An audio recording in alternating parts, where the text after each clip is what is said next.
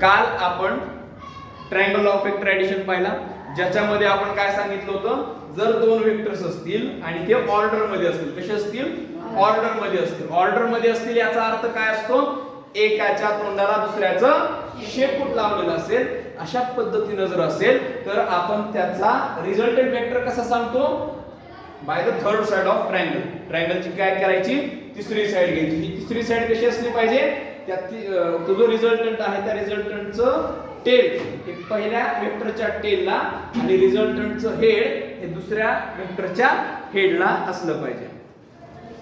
Triangle of vector addition मध्ये कोणाला काय अडचण आहे का? ओके, आता पाहायचं आपल्याला parallelogram law of vector addition.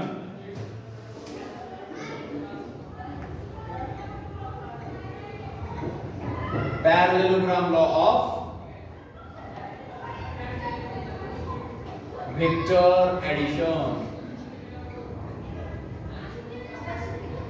याच्यामध्ये आपल्याला काय सांगायचंय, जर समजा दोन वेक्टर एकाच पॉइंट मधून ओरिजिनेट होतात. काय सांगितलं, जर दोन वेक्टर्स एकाच पॉइंट मधून काय होतात, ओरिजिनेट होतात. ओरिजिनेट होतात म्हणजे काय होतात, उगम पावतात.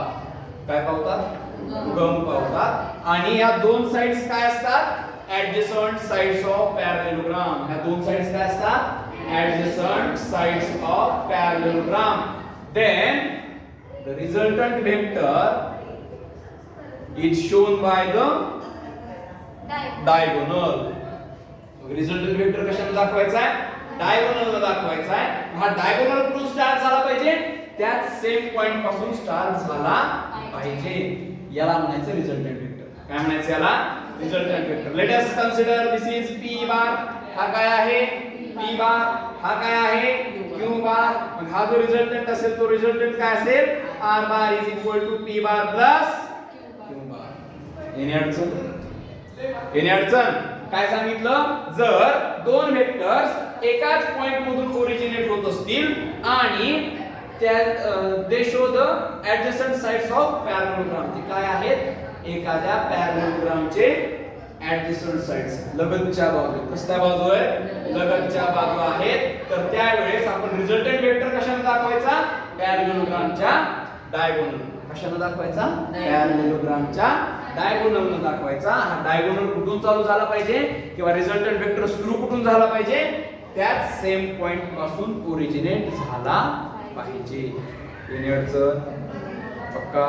मग मला सांगा, p बार आणि q बार हे दोन ऍडजसंट साइड्स आहेत का पॅरलेलोग्रामच्या? नक्की. मग r bar is equal to p bar plus q bar असं लिहू शकतो का? लिहू शकतो. ठीक आहे. मग सो देअरफोर काय म्हणायचं, therefore r bar is equal to p bar plus q bar. येणे अडचण. Parallelogram law of vector addition कळाला, लिहायचा प्रयत्न करायचा. चल लेट्स ट्राय. ठीक आहे. आता आपण जे केलंय आणि आपली डेफिनेशन सारखी आहे का ते बघूया आपण. ठीक आहे. काय सांगितलं मी, if two vectors originate from same point such that they show adjacent sides of parallelogram. कुठलेही दोन वेक्टर जेव्हा एकाच पॉइंट मधून ओरिजिनेट होतात आणि एकाच पॉइंट मधून ओरिजिनेट होत असताना ते काय करतात, एखाद्या पॅरलेलोग्रामच्या लगतच्या बाजू म्हणून ऍक्ट होतात. काय दाखवतात, त्या पॅरलेलोग्रामच्या लगतच्या बाजू दाखवतात. काय अडचणीपर्यंत, काय अडचणीपर्यंत. ठीक आहे. आता आपल्याला काय करायचंय, आता आपल्याला काय करायचं, याचा काढायचा रिझल्टंट. काय काढायचा आहे, रिझल्टंट. रिझल्टंट कसा काढणार तुम्ही, त्या पॅरलेलोग्रामचा काय करायचा आहे, डायगोनल काढायचा. काय काढायचा, डायगोनल काढायचा. हा डायगोनल वेक्टर जो आहे तो कुठून ओरिजिनेट झाला पाहिजे, त्याच सेम पॉइंट वरून ओरिजिनेट झाला पाहिजे. मग आता आपल्याला प्रूव्ह करायचा हा लॉ. हा लॉ काय करायचा आहे, प्रूव्ह करायचा. करता येईल का? नक्की. मग मला सांगा, पॅरलेलोग्राम जो आहे त्याच्या अपोजिट साइड्स इक्वल असतात का रे? पॅरलेलोग्रामच्या अपोजिट साइड्स इक्वल असतात. हा जर p बार असेल तर हा सुद्धा काय असेल तुमचा p बार. हा q बार असेल तर हा सुद्धा काय असेल तुमचा q बार. असेल का? नक्की. जायचं पुढं. ओके. मग आपल्याला प्रूफ पाहिजे. काय पाहिजे आपल्याला, प्रूफ. In parallelogram. पॅरलेलोग्राम मध्ये काय असतं, opposite sides are equal and parallel. Opposite sides काय असतात? इक्वल पण असतात आणि एकमेकांना पॅरलल सुद्धा असतात. मग काय करायचं? सो देअरफॉर याला आपण नाव देऊयात काहीतरी, ओ ए बी आणि सी. चालेल ना? मग मला सांगा, ओ ए ला ओ ए ठेवूयात. ठीक आहे. O C is equal to A B असं म्हणता येईल का मला? So here O C bar is equal to A B bar असं म्हणता येईल मला. ओ सी म्हणजे कोण आहे? ओ सी म्हणजे काय आहे? Q bar. So therefore Q bar is equal to A B bar. So A B bar is equal to Q bar मिळाला का मला? नक्की. आता ट्रायंगल घ्यायचा ओ ए बी. कुठला ट्रायंगल घ्यायचा? ओ ए बी. या ओ ए बी ट्रायंगल मध्ये मला सांगा, पी बार आणि क्यू बार ऑर्डर मध्ये आहेत का रे? पी बार आणि क्यू बार ऑर्डर मध्ये आहेत का? आहेत. कशामुळं? कारण पी बारच्या डोक्याला क्यू बारची काय आहे? टेल आहे का? नक्की. सो मग इथं लिहायचं by triangle law of vector addition. Triangle law of vector addition. Triangle law of vector addition काय सांगतो आपल्याला?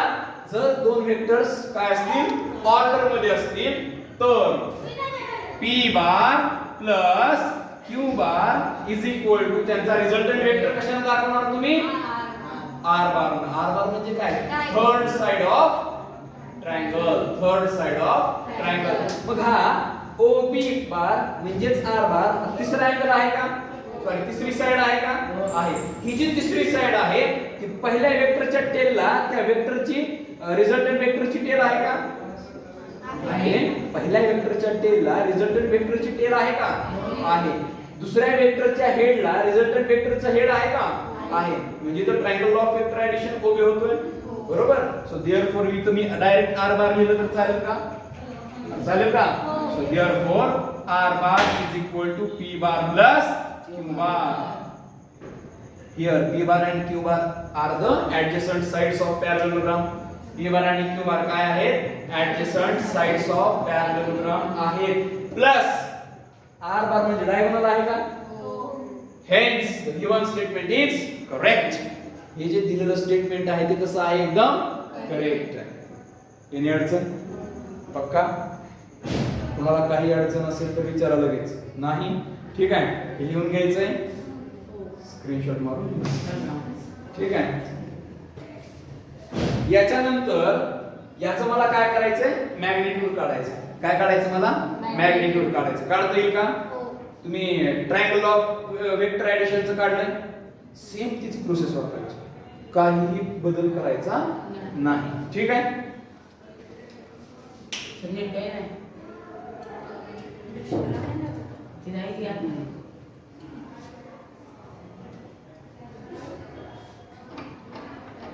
आता याचं काढायचं मॅग्निट्यूड. काय काढायचं आपल्याला?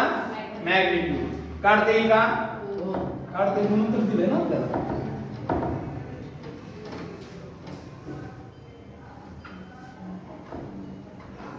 कसं काढायचं? सेम तीच प्रोसेस वापरायची, काही बदल करायचा नाही.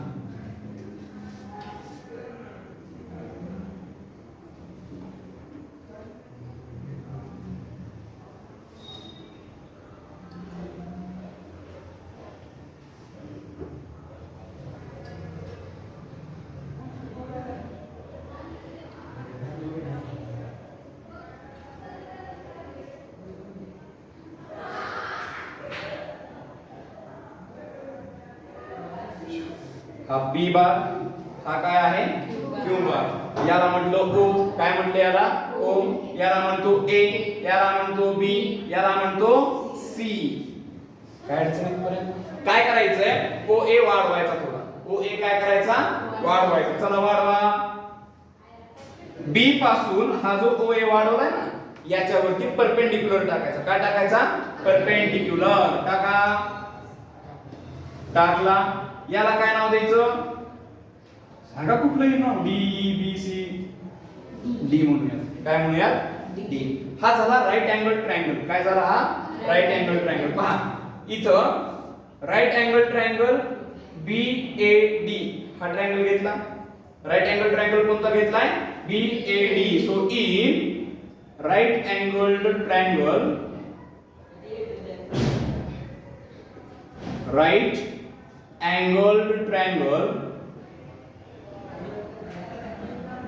right angled triangle कुठला घेतला ट्रायंगल ABD. इथं आपल्याला वापरायचा आहे पायथागोरसचा थेरम. कुणाचा थेरम वापरायचा पायथागोरसचा. पायथागोरसचा जर थेरम वापरला तर काय मिळेल आपल्याला AD स्क्वेअर. कसला square AD square plus BD square. AD square plus BD square is equal to AB square. मिळाला का मिळाला का छान. काय केलं बेसचा स्क्वेअर प्लस हाईटचा स्क्वेअर इज इक्वल टू हायपोटेनसचा स्क्वेअर. पायथागोरस थेरम माहिती आहे ना पाया वर्ग अधिक उंची वर्ग बरोबर कर्ण वर्ग. यू नो कर्ण नो ठीक आहे. AD square plus BD square is equal to AB square. काय अडचण आहे का छान. आता AB म्हणजे क्यू आहे का रे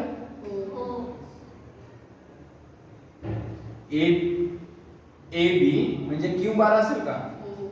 हियर पॅरलल ग्राम आहे ना अपोजिट साइड्स काय असणार आहेत इक्वल असणार आहेत आणि पॅरलल असणार आहेत बरोबर. So these are equal vectors. हे कसले वेक्टर्स असणार आहेत तुमचे equal vectors. Here OC bar is equal to AB bar is equal to Q bar is equal to काय असणार आहे Q bar. ओके इथपर्यंत काय अडचण नक्की ठीक. त्याच्यानंतर एवढंच पाहिजे होतं आपल्याला ठीक आहे. आता in triangle OBD in triangle कुठला घेतलाय OBD ट्रायंगल मध्ये परत पायथागोरस थेरम वापरायचा. काय वापरायचा पायथागोरस थेरम. कसा वापरायचा बेस स्क्वेअर म्हणजे OD स्क्वेअर आहे का OD चा square plus BD square is equal to OB square is equal to काय असेल OB स्क्वेअर असेल. इथं आपल्याला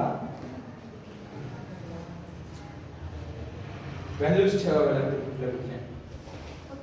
AB square is equal to AD square plus BD square. म्हणजे Q bar is equal to AD square.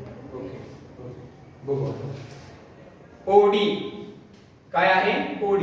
या OD ला मी OA plus AD लिहू शकतो का या OD ला मी OA प्लस AD असे लिहू शकतो का लिहू शकतो का. हे पूर्ण OD आहे. काय आहे हे पूर्ण OD. या OD ची व्हॅल्यू हा OA घेतला प्लस हा AD घेतला एवढी होते का घेऊ शकतो मी. घ्या OA प्लस AD ब्रॅकेटचा स्क्वेअर प्लस आपल्याला काय पाहिजे BD स्क्वेअर. काय पाहिजे आपल्याला BD square. So BD square is equal to AB square minus काय होईल AD स्क्वेअर.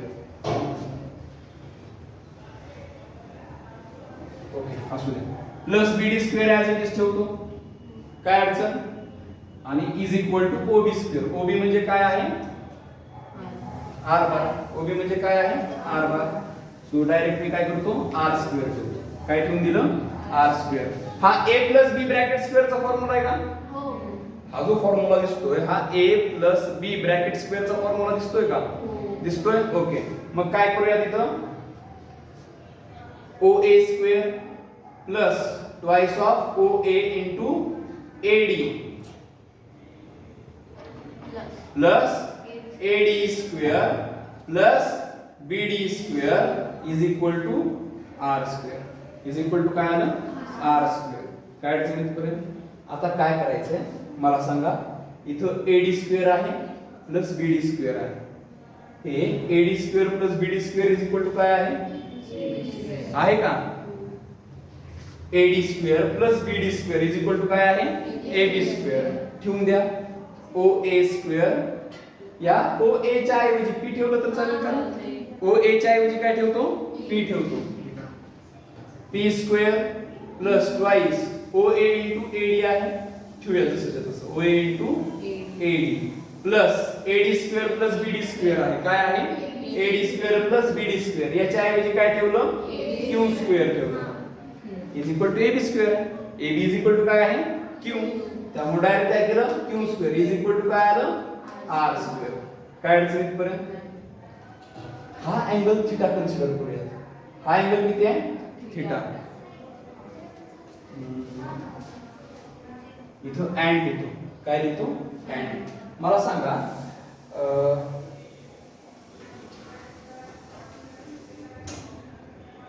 या एडी ऐवजी काय लिहिता येईल का आपल्याला? आपण cos थीटा घेऊ. काय घेऊ?